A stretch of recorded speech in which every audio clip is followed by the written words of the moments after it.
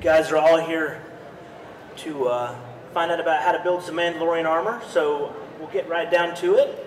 My name is Tom Hutchens. Most people know me as Mandalore the Uniter. I am the founder and CEO of the Mandalorian Mercs Costume Club. We are the third largest Star Wars costume organization in the world. We've got 68 chapters across just every continent except Africa. So we have a lot of Mandalorian fans around the world.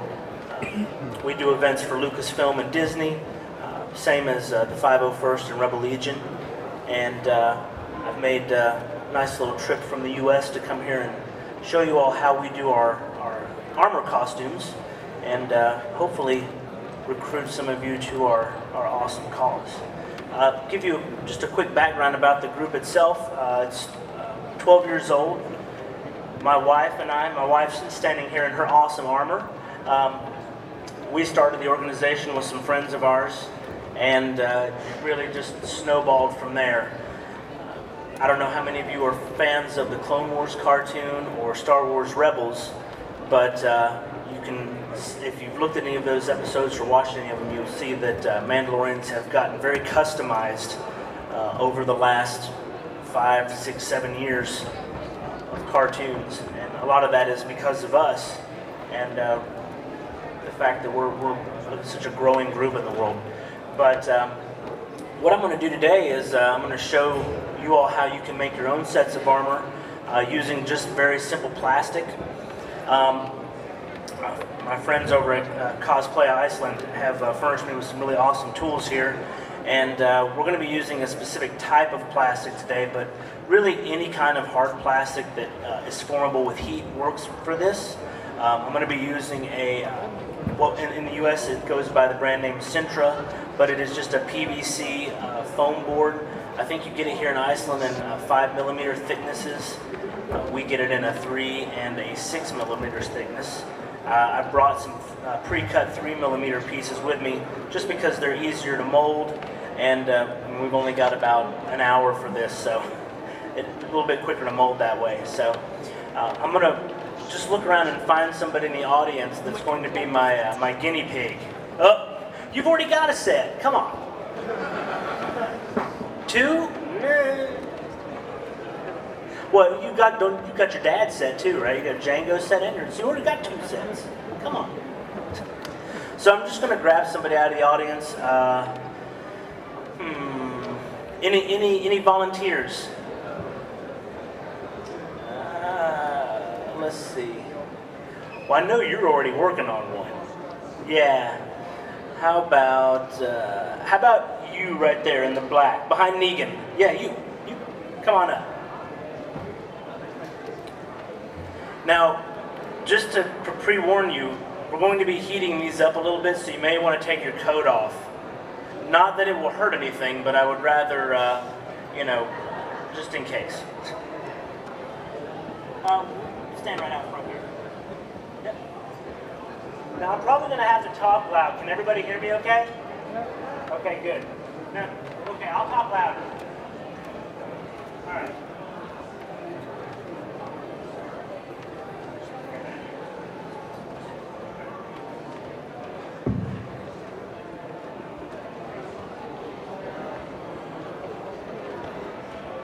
It's pretty loud. It's loud enough. That works. Okay. So the first thing you're going to need, the first thing you're going to have to do before you even get started on anything else is you're going to need some kind of template. Now, back in the old days, 12 years ago when I got into this, we didn't really have many of these templates. A lot of the stuff we had to hand draw. It didn't look that great, but along came a really nice guy that made some templates, and that's pretty much what we've been using for the last 12 years. And you can print these out. You can print them out from the Mandalorian Mercs website. Our web address is mandalorianmercs.org, and you don't have to register on the forums or anything to print these out. But if you want some extra help, we do have a forum filled with all kinds of great information.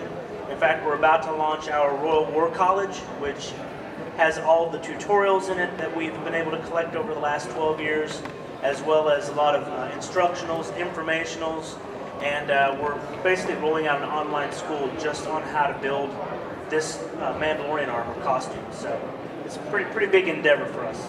But you can download and print these patterns out from the website, print them out on regular paper. You don't necessarily have to cut them out. If you're using the PVC foam board, all you have to do is take a ballpoint pen and trace the lines of the pattern, and it will transfer right to the plastic. Now, if you're using a harder plastic, like maybe a bucket plastic, or some people have even used like the plastic Tupperware totes, you can use those. They don't like heat as well.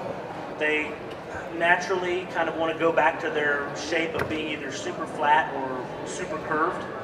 So that's why we always tell people to use a thermoplastic like Sintra or Warbla. You can use Warbla. Warbla is very thin, so usually we recommend backing it with a foam or something to give it a little bit of a, of a thick look.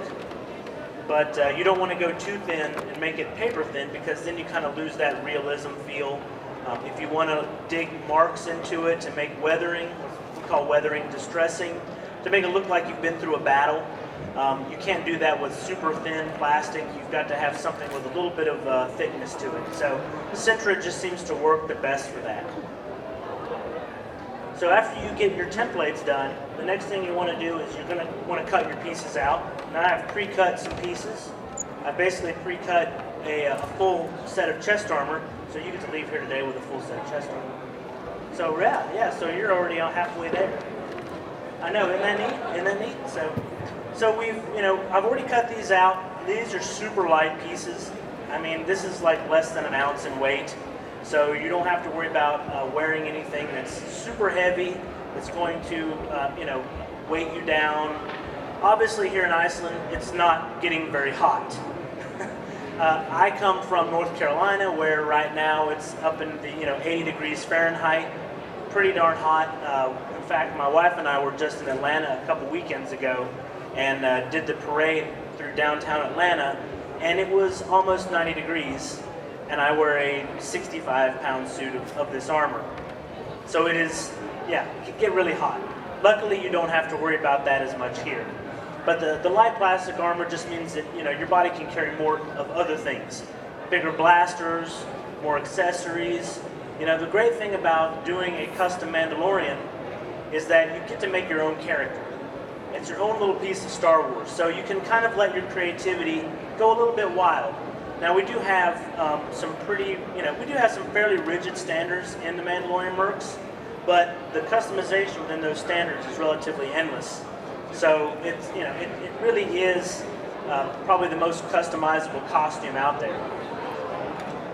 Now, go over here just a little bit, So what I'm going to do is I'm actually going to start working on molding these plates, which means I'm going to have to put the microphone down. But if I have to talk, I'll either pick it back up or I'll just talk loud, because from where I'm from, we just talk loud. So it's okay.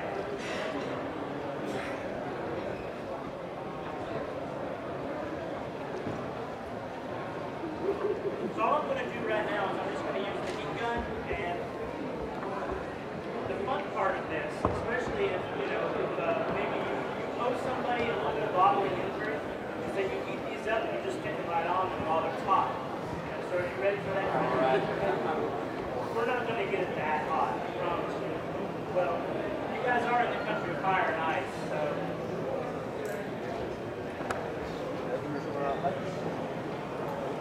And one thing you really want to watch out for when you're doing these PVC pieces is you don't want to hold the heat on one spot too long. And I think that probably works the same with Warbler too. You scorch the plastic, and then when it cools down, it becomes really brittle there. So you just kind of move the heat around.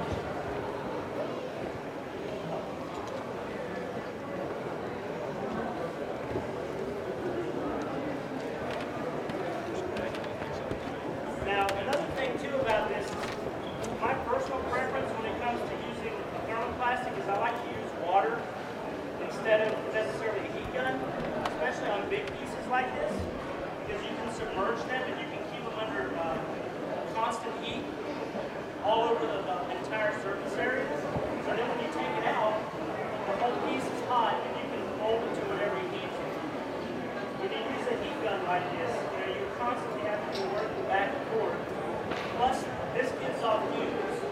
Okay, these plastics, especially if PVC, gives off a chlorine gas. So if you're not in a well-ventilated area, which we are in a well-ventilated area, but if you're at home, in your kitchen, your living room, whatever, you can really smell it up and potentially hurt yourself. So don't do this in a closed space.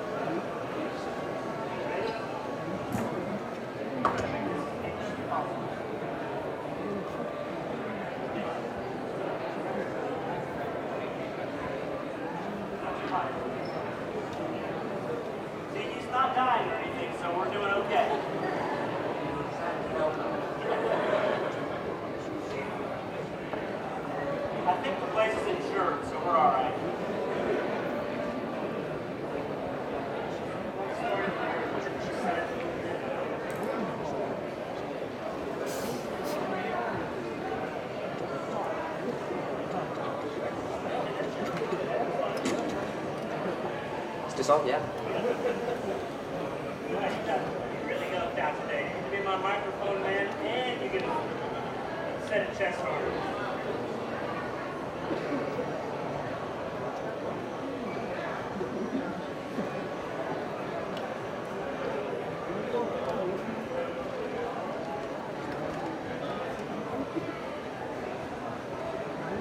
Thank you, Boba. Boba Fett, everybody.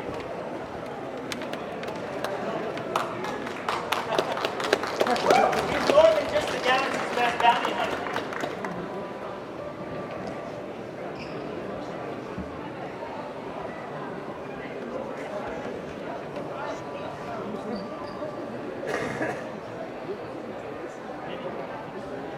One thing that you will get while you're doing this is you're going to get really intimate with the person that you're forming the armor on. So be prepared for that. Make sure it's someone you might actually, enjoy standing near or putting your hands on. And remember, armor making is not consent.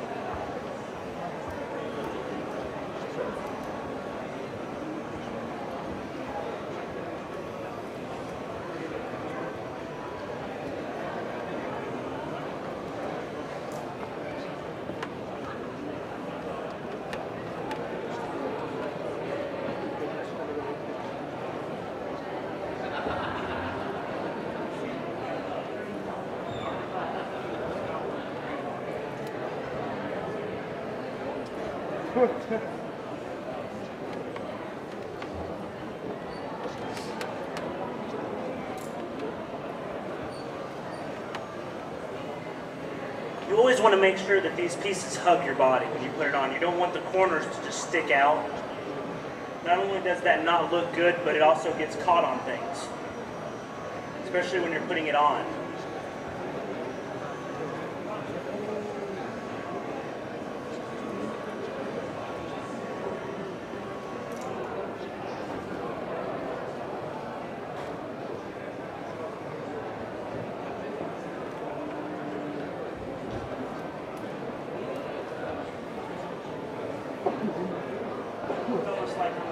It's almost like one of those baths those pools you guys have, you know.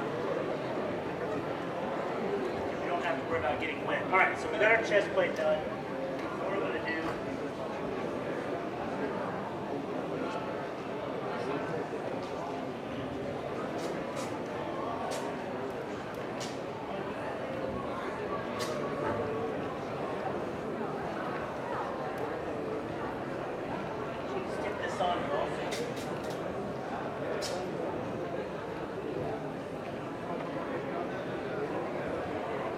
Now we do this same type of panel at Star Wars celebrations around the world. We call it Down and Dirty Mandalorian Armor.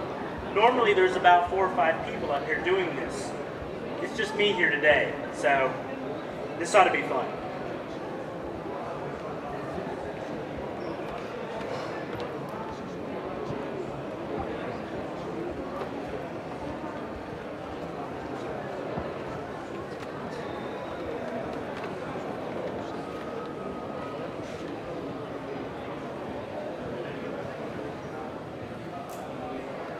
This is a collar plate. If you look at Boba Fett, his armor is a great mimic for exactly what I'm doing. Right now I'm working on the piece that's right under his helmet that goes across his clavicles there. Yep, right across his shoulders.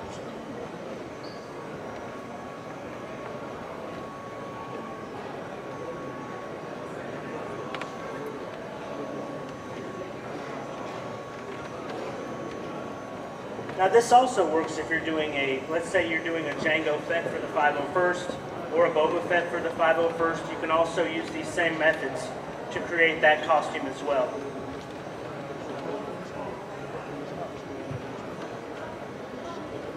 And I should say, we also allow those in the Mando Mercs.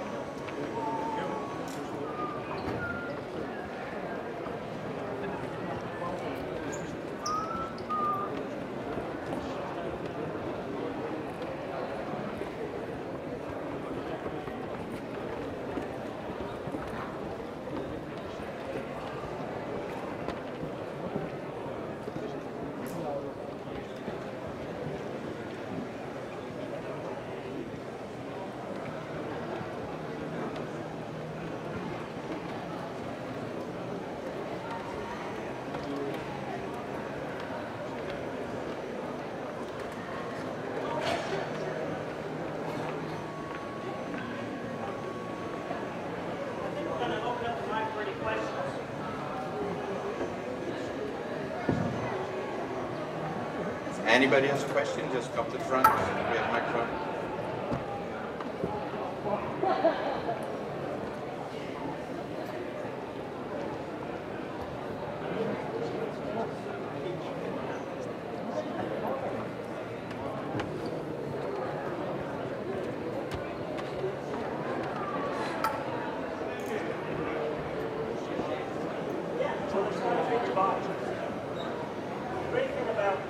The great thing about using plastic is that it flexes.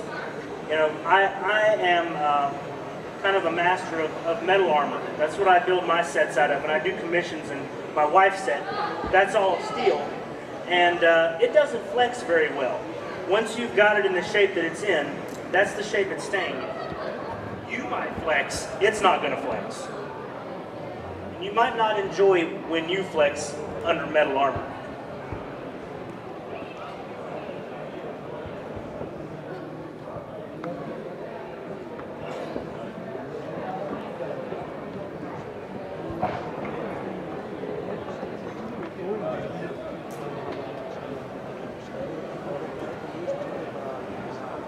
feel free to ask questions. If anybody has any questions, more than happy to answer those while I'm doing this. Oh, we got a question already.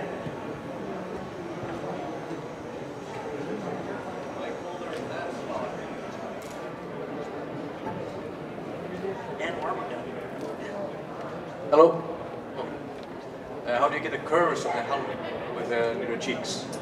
In the helmet itself, okay, the best way to do cheeks in a helmet like that, we do have some scratch templates if you wanted to, what we call scratch build a helmet from the ground up. What you do in that case is you cut that piece out. That's a separate piece. When you do the cheek piece like that, it's actually two different pieces. So you've got the upper piece,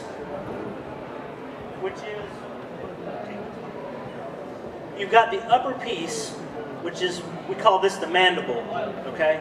And this is one piece, and it actually has a slight curve to it. It's slightly oversized. So when you curve it, it shrinks down because this piece goes inward. So the surface area actually sort of shrinks from edge to edge. So it just fits right in place. The main thing is once you have, if you're scratch building and you have your T area done here, this T visor part, you will get this mandible piece and you'll just form it. Once you do it, it kind of just does itself. You get the piece, you heat it up, you push it in place, and all these lines here will line up. It's pretty simple. And then this piece here is a second flat piece, and it will either go along the lines or you can fit it right behind and then use like a car body filler to fill in these spots here where it's recessed, and then just sand it down so it's nice and flush and you never know the difference.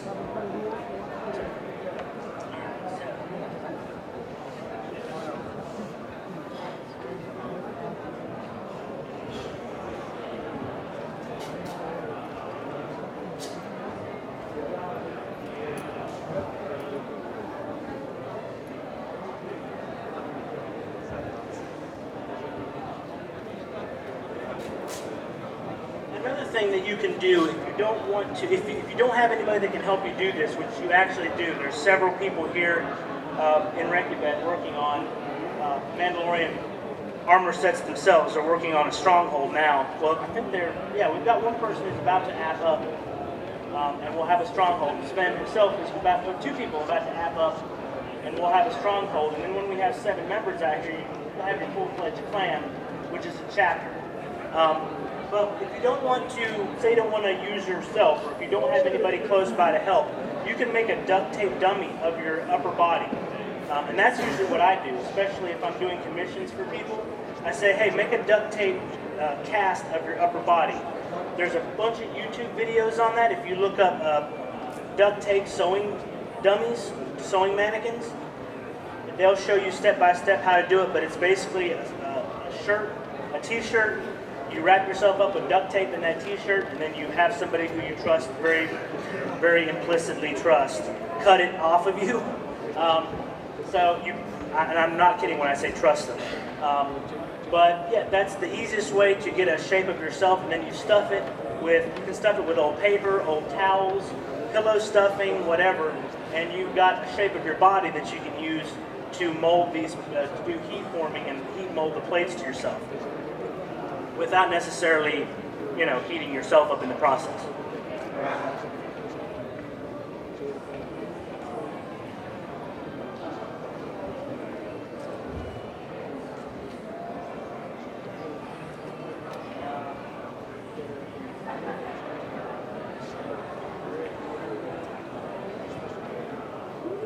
Now on to the fun part, the chest plates. These are probably one of the most difficult pieces to do because nobody really has a perfectly flat chest.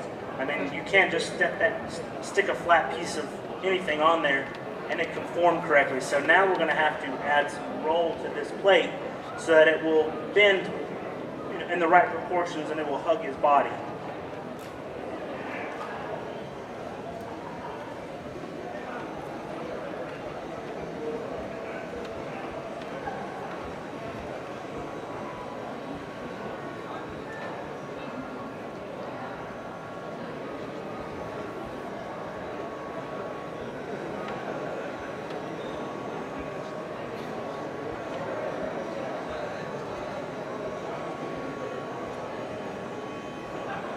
got a question? Is it easy to make it for kids? Yes, it is. And actually, the great thing about kids is that you could make your armor out of cardboard if you wanted to. I mean, you could use something like cardboard. You can, you don't even have to heat cardboard up. You just bend it by hand. Just bend it by hand, and you could add, maybe put a little Mod Podge glue, some sort of craft sealing glue over the top of it to add some structure, more sturdiness to it, and seal it so it doesn't get wet. That's all you've got to do in it. It's pretty simple.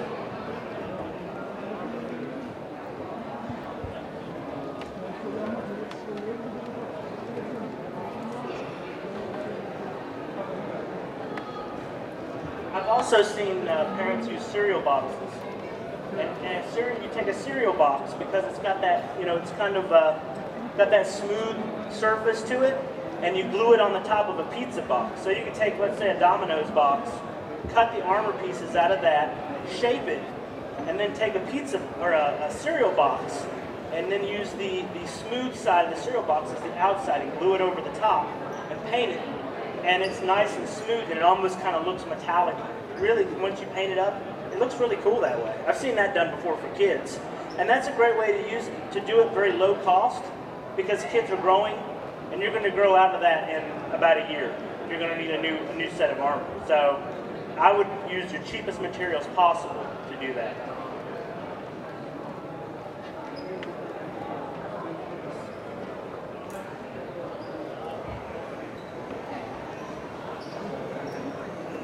Got another question. There we go.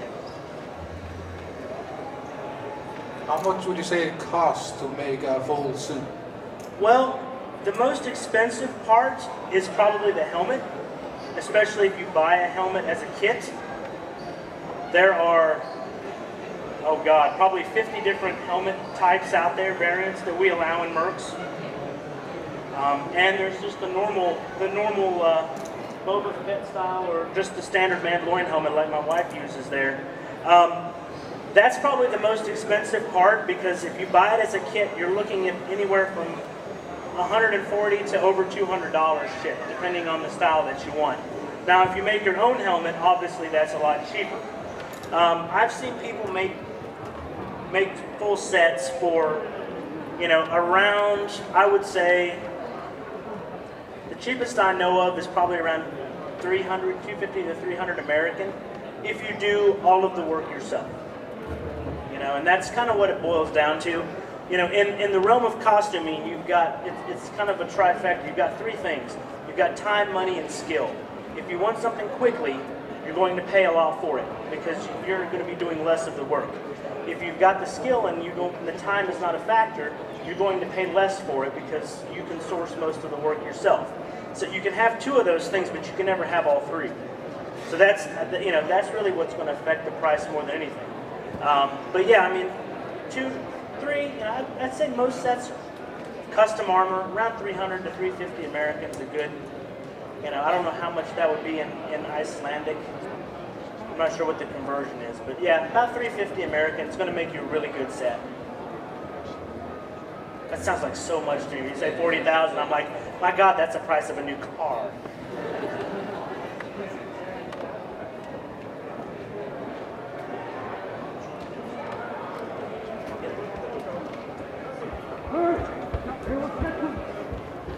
Sorry, you mentioned that there are different kits for the helmets, which means that there are regulations. What makes a Mandalorian armor a Mandalorian armor? Sure. Well, the main thing, especially with the helmet, is the T-visor. You see that traditional T shape, and just about pretty much every Mandalorian helmet has that sort of T-visor area. Now, there's one helmet, step forward. This helmet here, which is called the Executioner style, it doesn't have that specific T, but it has the we call an implied T-visor, because it has the nose, and then these little teeth marks are cut out, which they have a backing behind them too. So that same T-visor is kind of implied there. But that's a big thing, having the T-visor, sort of having the sunken in cheeks, those mandible cheeks where they're sunk in, and then the chest diamond is not preferred. It's not. I won't say preferred. It's not a have to. But I always say Mandalorian armor never looks like Mandalorian armor unless it's got a chest diamond. and this is very traditionally symbolic to the character itself. So I tend to tell people to use a chest diamond because that really puts the Mando in Mandalorian. So is that helpful for you? Awesome. There's a ton of different helmet types out there, but just about every one of them have that T-visor. I believe in the Mando Mercs, we actually say you have to have 2/3 of that horizontal, the vertical area has to be a visor. So that executioner helmet is actually the bare minimum limit that we will allow of closed up or vertical visor area. So you can smell that? Smell that smell? Yeah, you gotta love the smell of chlorine gas. Smell of victory. Or death.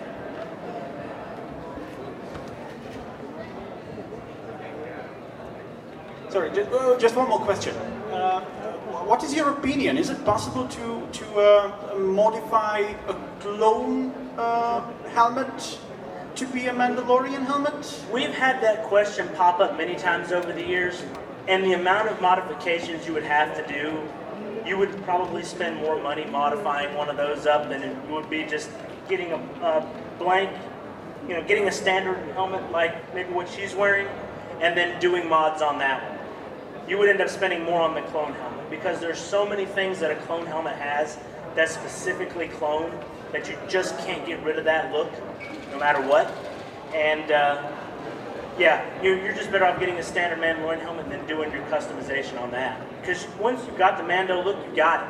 You can't lose it unless you just kick it down the street, or something like that.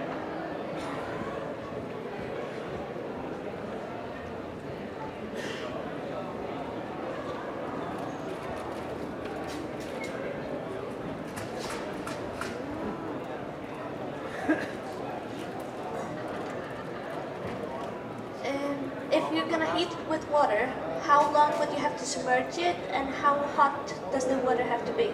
Oh, for boiling water? I just use almost boiling water. I mean, when you start to see the boiling happen, just use it then. And what I do is I submerge it until I can. I've got like a pair of tongs, like serving tongs.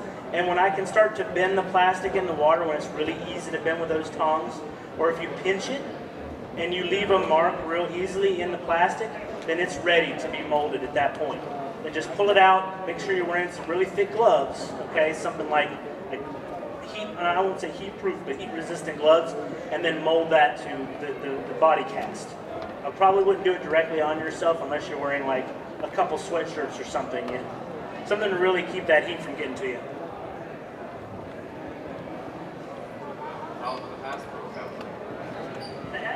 That's actually a really good question.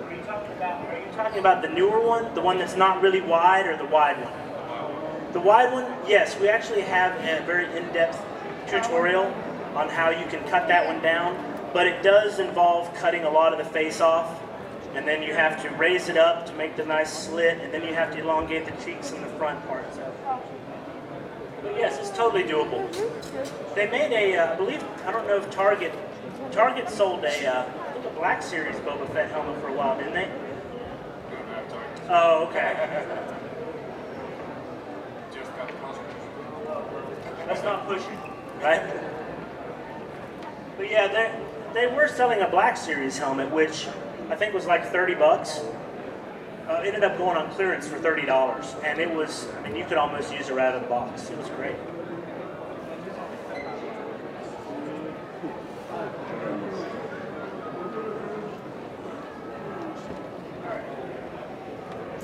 Now we're getting down to our last chess piece here.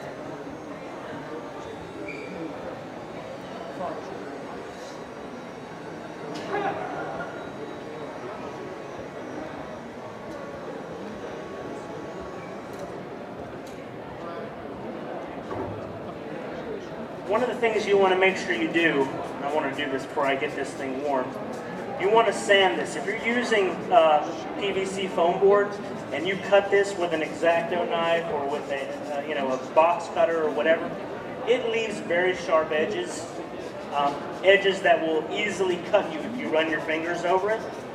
So I tend to sand my pieces before I start molding them, because I don't want to be putting this, molding these on someone, run my finger over the edge, and then cut the fire out of myself. It's not a good feeling. Plus, then you've got downtime. So you can, yes, you can laser. It's very thin. I mean, this is super thin plastic. It's less dense than it is thin. The PVC foam board actually comes in different densities, and that density is different depending on the color. So if you get black PVC foam board or like a dark blue, it's super, super dense. This light gray is actually not very dense. It's pretty easy to mold, which is one reason why I'm using that, because that will ensure that I can get this done in an hour. Something like Warbler or Wonderflex, something of that nature, is even easier to mold because it's so thin. So yeah, nice and rounded edges. You just want to round those edges off, and you don't have to worry about cutting your fingers off.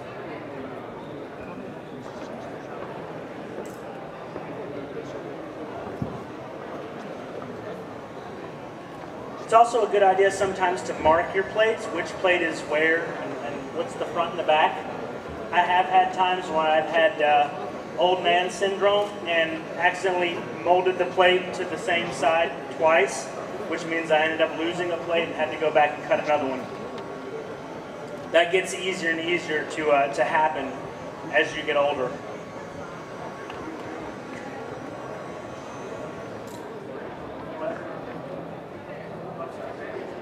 Yes. Yeah, it basically is the same pattern. You just flip it.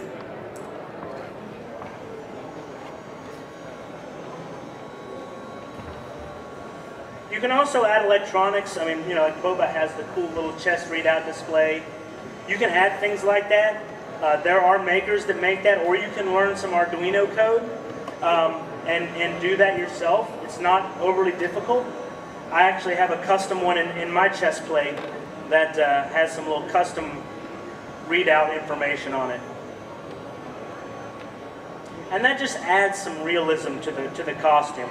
It adds another layer of Star Warsiness, as we like to say, to it. Makes it look like it's a real thing.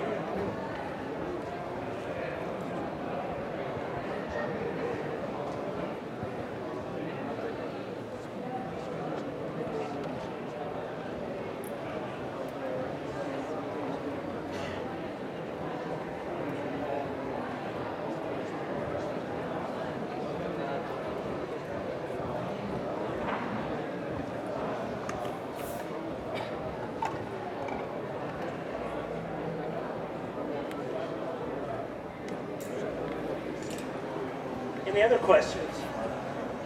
Oh, there's one. What's the visor made of?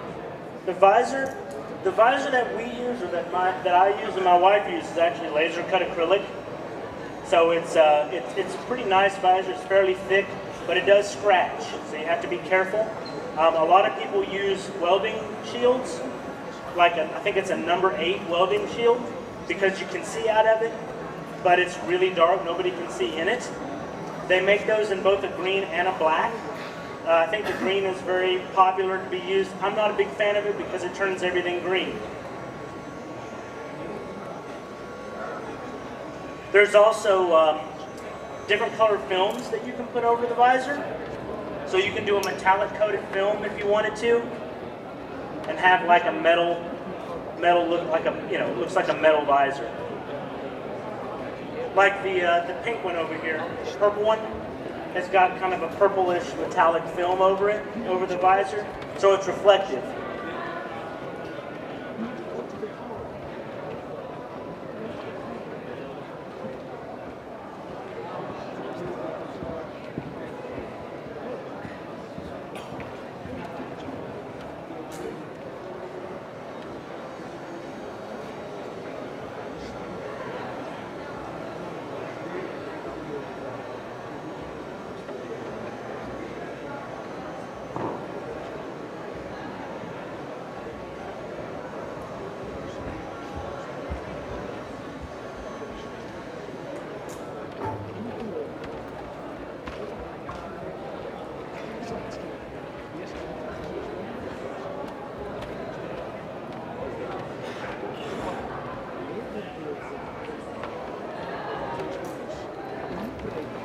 I'm a big stickler on making sure this thing hugs your body like a shirt, you know?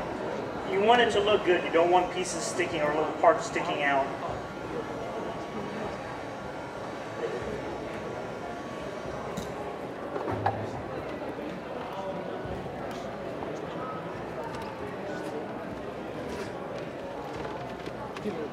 Now, one of the things about Sintra is that it's not so formable that you don't get wrinkles in it. So you got to really watch getting. You'll see like this little wrinkle. You'll see that. So you got to kind of have to work that out with your hands. Get mean with it. You got to get a little mean with it. It's a great stress reliever. One question here. Are there any rules for color schemes? Color schemes. Color schemes? Well, don't do like candy stripe or like candy cane, something like that. But I would say stick with earthy colors, browns, greens, tans, things of that nature, black. Do what?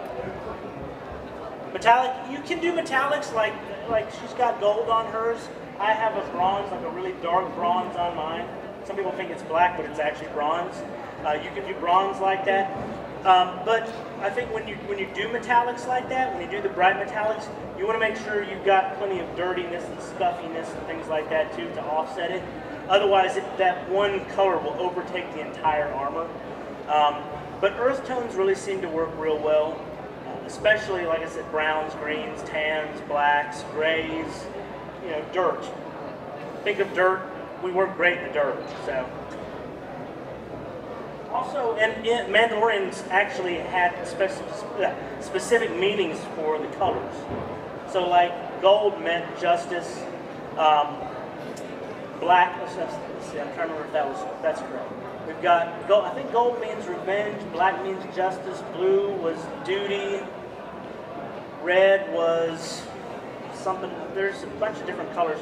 If you look at them on Google, just do a Google search for Mandalorian colors, you'll get all the different meanings for what the colors stood for. Those don't tend to be used so much in canon now, but that was an expanded universe thing. But we still like to use those traditions and what those colors mean.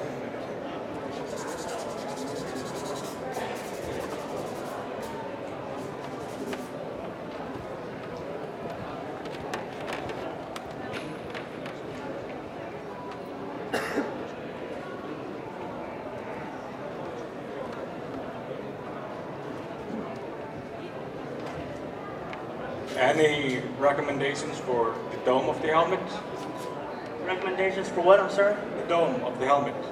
If you're scratch build, making your own helmet from scratch, you can use like a skateboarding helmet or a bike helmet, something like that. Just make sure it doesn't have the brim on it, or if it does, just cut it off. I've even seen people use baseball batter helmets, and they cut the brim and the ears off and just leave the dome. So you can use that to make your dome.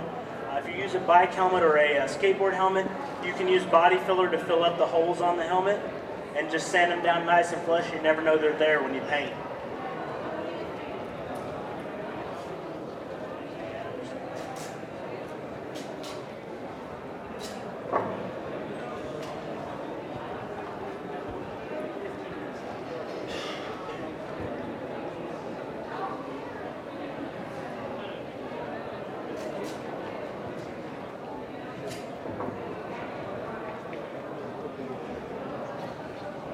About 15 minutes left here, so I think we've got plenty of time to get this finished.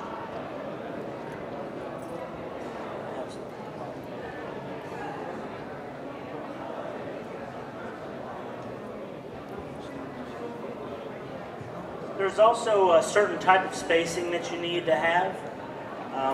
At maximum, we like to say a thumb space is the most amount of space, and a thumb would be like taking your thumb horizontally and sticking it between each piece of armor.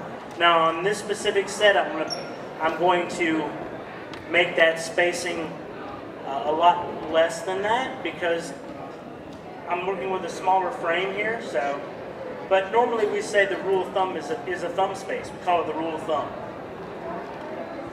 Coincidentally.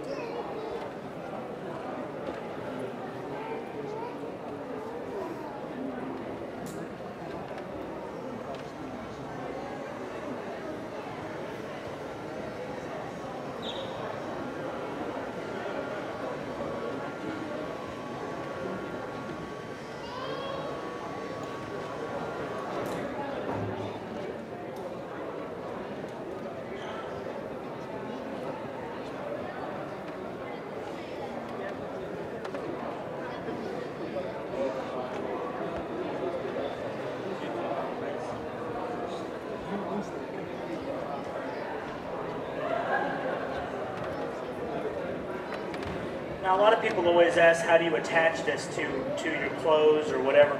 We always, we require the use of what's called an arming vest. And those of you who are part of the, if ever been part of the Renaissance, like reenactment, any of those troops or anything will know that an arming vest is basically just a vest that the armor sits on. That's pretty much a requirement. There's several different ways you can attach this to the armor vest. You can use snaps, which seems to be fairly popular. They can be really difficult to line up. That's what I use. My wife also uses snaps. Once you have them lined up, it's great. But if you don't line them up properly, you will get angry and you will probably drop kick it. You can also use Velcro. Velcro is one of the easier methods that works real well. Just sew your Velcro on your vest. You can always use like chalk to outline where your plates sit on your vest. And then you just sew your Velcro inside that chalk line.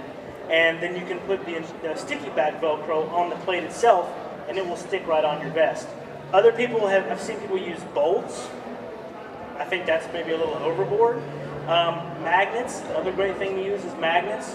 Sew little pockets into your vest. You put the magnets in the pockets, and then you glue magnets, on the back of your armor, and it just pops right on and sticks there. I use that actually for my lower body armor. I use magnets, so I can just take it off if I need to and throw it in the bag. But Velcro is definitely the easiest method of attachment. It's also the most forgiving.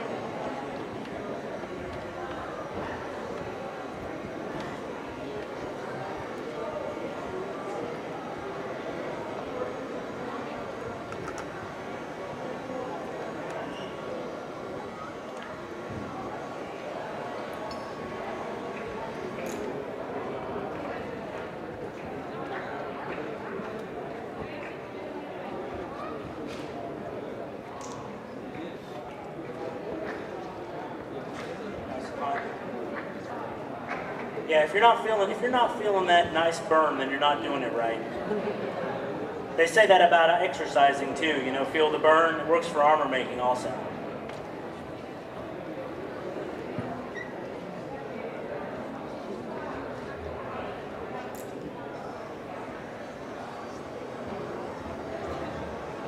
I guess we could have hot glued this to his shirt too. That would have been fun. Stapler? Someone say a stapler, really? It's not that kind of convention, folks.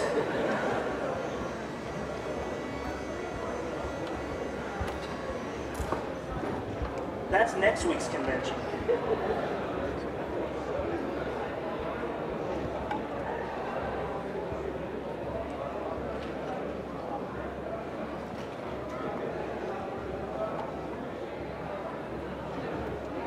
Of course, I'm using gaffer's tape too, which is okay.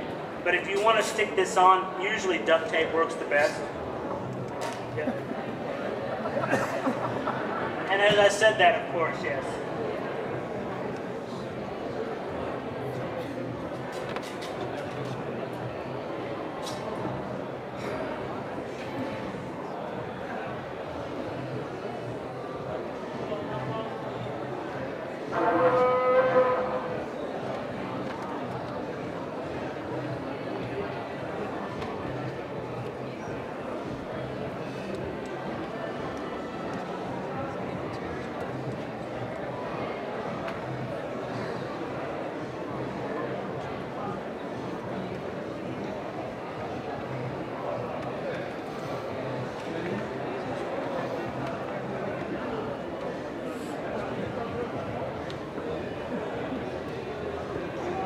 Finally, we're going to do the chest down. What I like to do with that, if you're using Sintra, is this is just a little piece of styrene.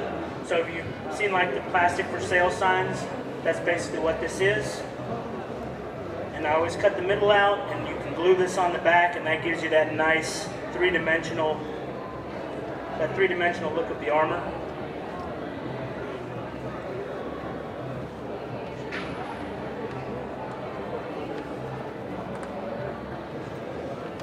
There's a question over there.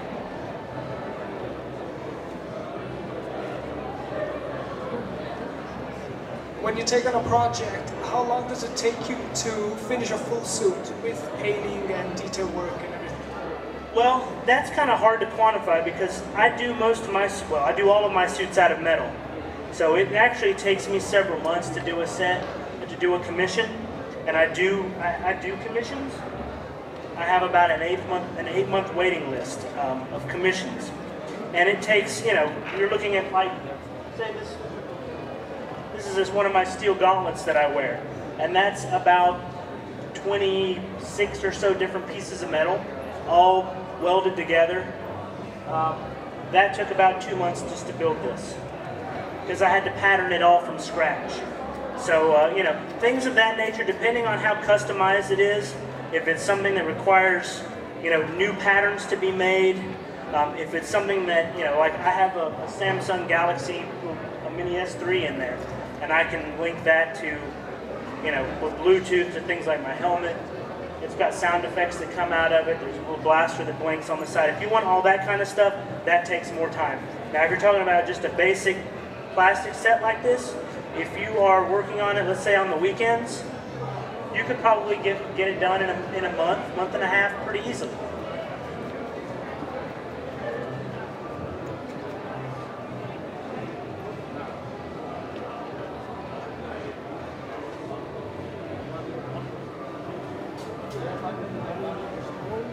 If you're scratch building a helmet, that's going to take a good while. I've got some tutorials on YouTube under my Warmaster's workshop that you can look and actually learn how to do a lot of this stuff. And I go over the plastic armor, I go over metal items, and I've even done a scratch built helmet tutorial on there from start to finish.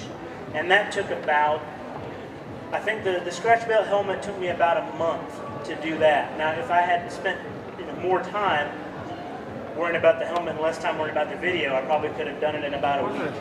But it took me about a month to build that. So if you're going to do a scratch build helmet, I would definitely give it a lot of time, so that you can concentrate on really making it the way that you want to make it, and getting it nice and smooth, and getting the air bubbles sanded out, and things like that. So here we are. This is about as good as we're going to be able to put it on a cotton shirt with gaffer's tape, but it works. So if you would turn on, what's your name? I didn't get your name. Thomas. Oh, I'm Tom. So that's perfect. Wow, okay, that's some irony. So Thomas, turn around and show the armor that we've made now. Now we did this in the span of just about an hour, okay? So if I can do this by myself in 1 hour, I expect to see all of you guys having this done in a month. You should all be done, But it doesn't take a lot of work. The hardest part is just the confidence to move forward with doing it. Don't feel intimidated. All of these ingredients and all of these tools are items that are easy to work with. There's no real special knowledge required. The main thing is safety. You want to wear, if you're going to use a rotary tool like a Dremel to cut these out, make sure you wear eye protection. Make sure you wear hand protection. Just take the right precautions, and you can knock one of these out in, no time at all. So, as far as materials, well, that's a really good question. I always hate to specifically label certain, say go with a specific kind of helmet, because there's so many makers out there. I don't want to make anybody mad in the vendor community. Go with what feels right for you. As far as the armor goes, I'm very much attached to, this is what we call the modern style of armor. It's the style that Boba Fett, Jango, the Death Watch during Clone Wars, the Rebels wear the similar style during the Rebels cartoon show. It's in the more modern Empire, New Republic era. I'm really attached to that because that's what I grew up with when I watched Return of the Jedi as a kid. Boba wore that armor. I love that style. There's other styles as well. There's what's called the Early Crusader, which are from Star Wars Legends, were the very first Mandalorians when they were an actual alien race. It's very bone-like. It's almost kind of like wearing a bone armor, and very leather. A lot of leather, a lot of bone sort of armor. There's also what's called the Late Era Crusaders, And that's when they started having more than one race. More humans started getting involved with the Mandalorians. All different races became Mandalorians. And they were more, it was much more a mechanical style armor, but it was bulky. Then you get to what's called the Neo-Crusaders, which if any of you guys played Knights of the Old Republic, you would have seen the Neo-Crusaders there. They all looked very much the same. They had a cowl with the T-visor, one-piece chest armor, and they were green, blue, yellow, red, or silver. That you only had those 5 colors. And we're very strict on Neo-Crusaders as well because they all look the same.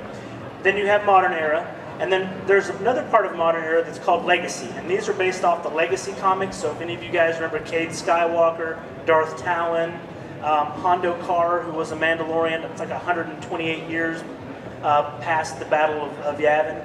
So, and there's the Mandalorian armor during that time was more layered, so it kind of looked like a carapace, like a Beatles carapace. So you had the chest plates were kind of one piece, but then the stomach plates were layered, so you could actually move. It's actually kind of nice. You can actually move in that armor.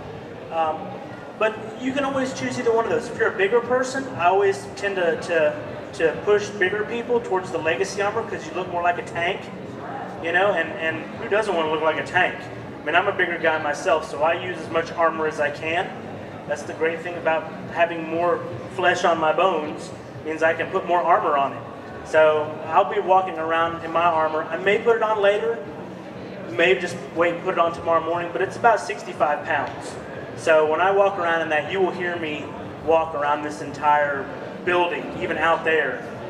Yes, it's full metal, it's clanky. When I walk, I clank. I don't care if people hear me walking up to them. I want them to, because that's when they know they need to run the other way. So anyway, so hopefully that answers your question about what kind of armor to use, what kind of style.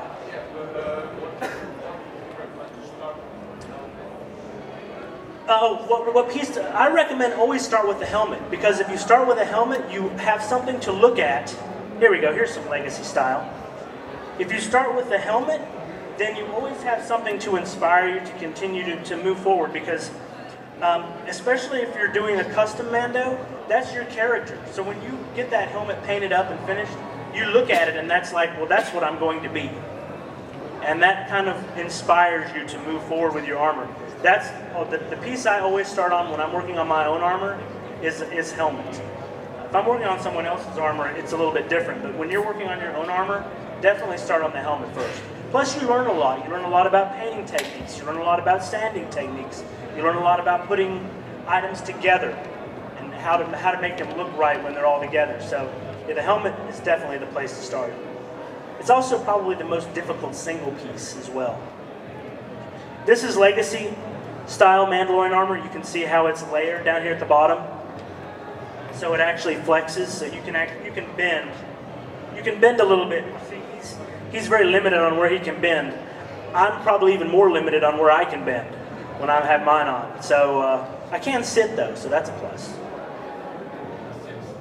Yeah, he planks. Yeah. But I guess, what time do we have here? Oh, we're actually at 5:01. So we went over a little bit. Is that okay? We're not in trouble because we went over? Oh, we're a little bit over? Okay. So I guess everybody learned something today.